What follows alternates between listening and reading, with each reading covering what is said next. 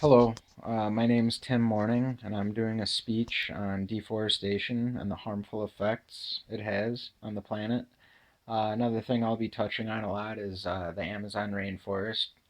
Um, this is because the Amazon rainforest is the largest rainforest in the world, and it gives off rough, uh, roughly 20% of the oxygen we get in this world comes from the Amazon rainforest because it has so many trees.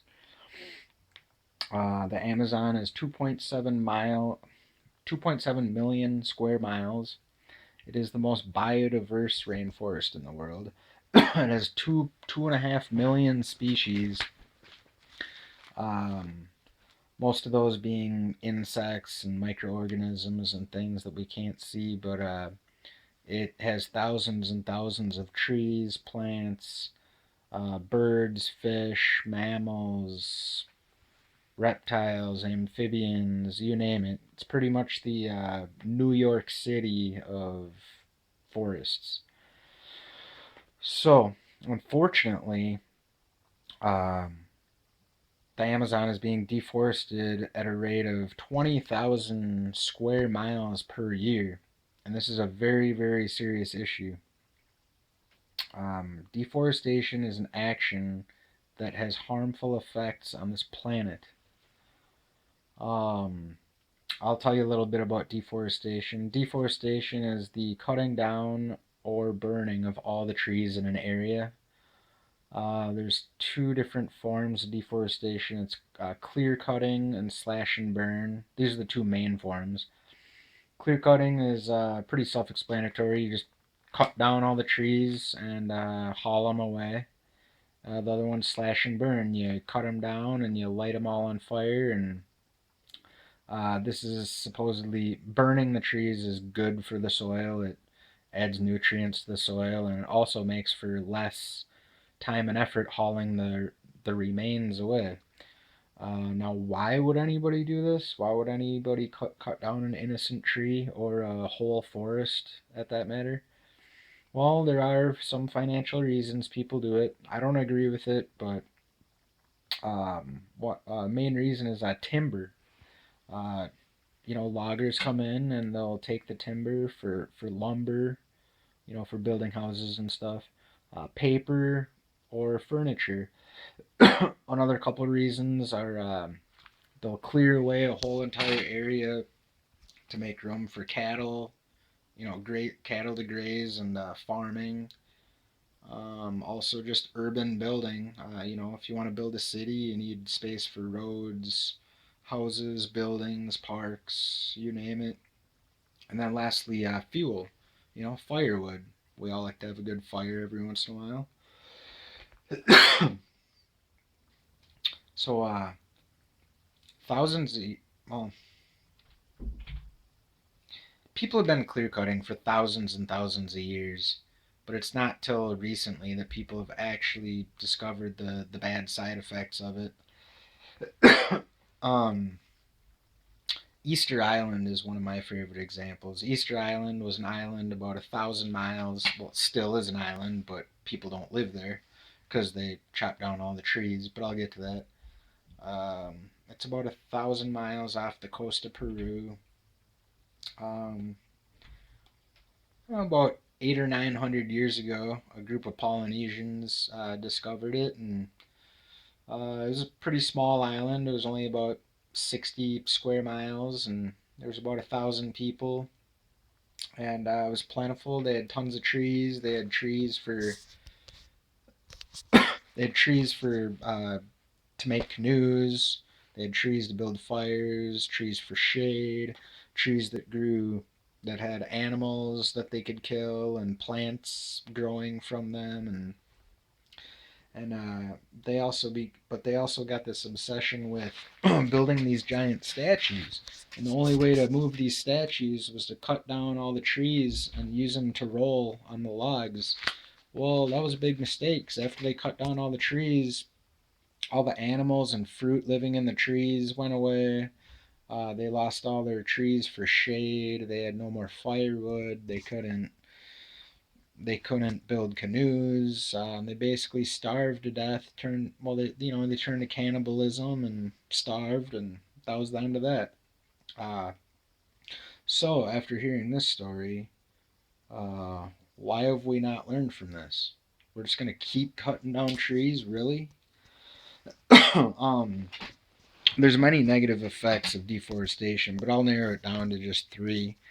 There's the greenhouse gases, the ecosystems and species, and the fuel sustainability. I'll start with greenhouse gases. Well, the basics is we breathe because trees give off oxygen, and then we exhale CO2, and the trees soak that up. So it's kind of we kind of coexist in that way. I mean, the trees really don't need us. They'll, you know, trees will exist without us. It's just that we can't exist without the trees. There's this one scientist who actually believes that deforestation. Well, all right, global warming is a result of multiple things. Um, I'd like, well, I know that global warming is a result from deforestation and fossil fuel pollution and pretty much those two things. There's some scientists who don't believe that deforestation has anything to do with it. They believe it's just having to do with the factory pollution and the automobiles, and but I think this is just so wrong because I mean it's common sense. Uh, Science has proven that trees soak up carbon. So obviously, the more trees we cut down, the more carbon is going to be floating in the air, and the more it's going to wreck the ozone layer and create this giant cloud of CO2 gases in the earth, and we're just going to turn into a big microwave. Well, this is basically how it works. In a perfectly healthy world, aka before humans came along, in a perfectly healthy world, sun comes down and then it comes back up. But with us wrecking this world, we've created this layer of CO2 gases, this cloud. So now sunlight comes in, and then when it tries to go up, it just gets caught, and it just warms us up. It's making it too warm here, and the the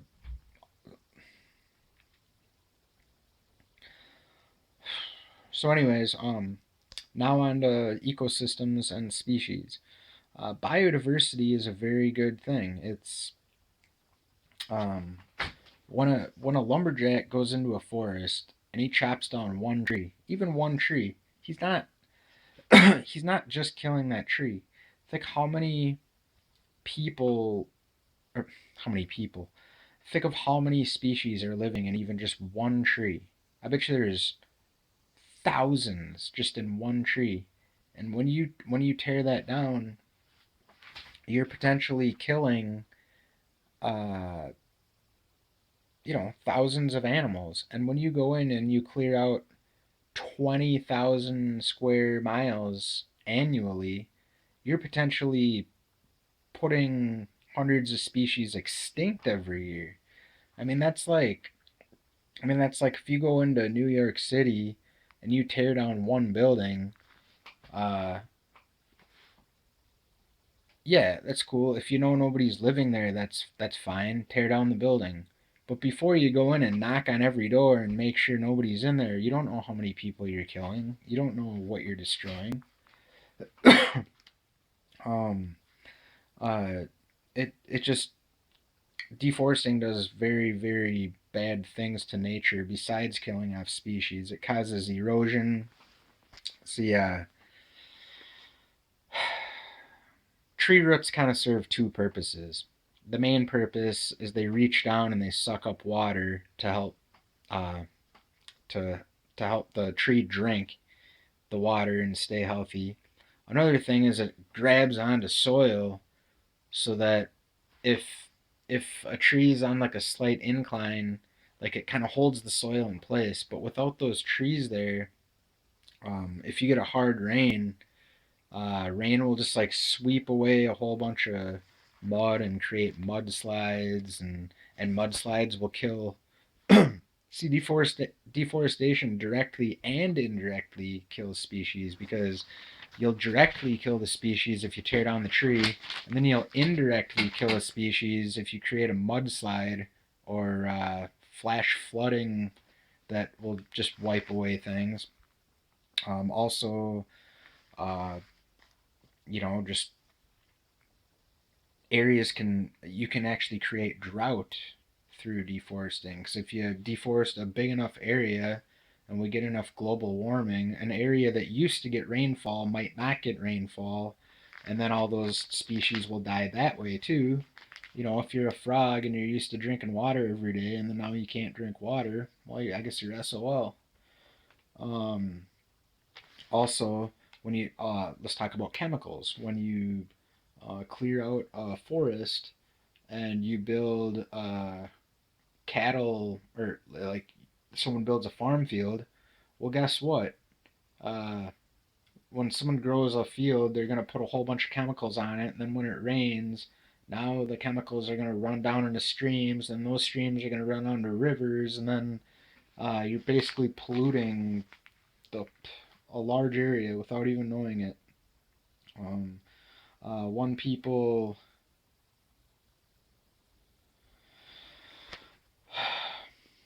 One biologist actually thinks it's like not bad for you to destroy species. They feel like the more species you kill, it actually makes the remaining species stronger, kind of like survival of the fittest type thing. But I think that's incorrect. I don't think I have time to get into that because oh wow, oh crap, I'm already going on 12 minutes. Sorry.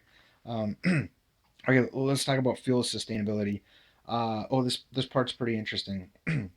um, some studies have shown, I saw two studies that said that we have about 118 years of coal left and only 50 years of oil left. Uh, Fossil fuels like coal, it took thousands, well, it actually took like millions of years to be made through like the long process of just, I don't know the exact process, but it takes millions of years to be made, but it only took hundreds of years to disappear. It shows how wasteful we are. Um, so, people are scrambling for ways, since we're running out of other type of fuels like wood and fossil fuels. People are scrambling to look for more like solar power, hydropower, wind power. Um, People have been talking about, like deforestation isn't that bad. We just have to plant more trees. It's like, right? Are you kidding me? Like you can't. Like you could have like 100 people out there 24 hours a day planting trees, and you're never gonna keep up with the rate they're deforesting. Um, some other people are like, you know, they're like, oh, who cares if we deforest? I mean, as long as we come up with responsible, renewable ways, it's not a big deal if we deforest. It's like, well, yeah, that's no, well, A, that's false, and B, uh, just why do we have to cut down the trees? We need the trees to breathe. I just peep. All right, basically, what I talked about in my long rambling speech here, I've tried making it shorter several times now, but I just somehow I can't find a way to not ramble. Um, and I stutter a lot. Uh, just so basically, in conclusion, I've talked about how deforestation is bad because it creates greenhouse gases and it messes with the ecosystems and it messes with fuel sustainability. If there's one last thing that you should remember from my speech, just remember this. Deforestation is an action that has harmful effects on this planet. I'm sorry I went over time. Uh, Again, my name's Tim Morning. Thank you.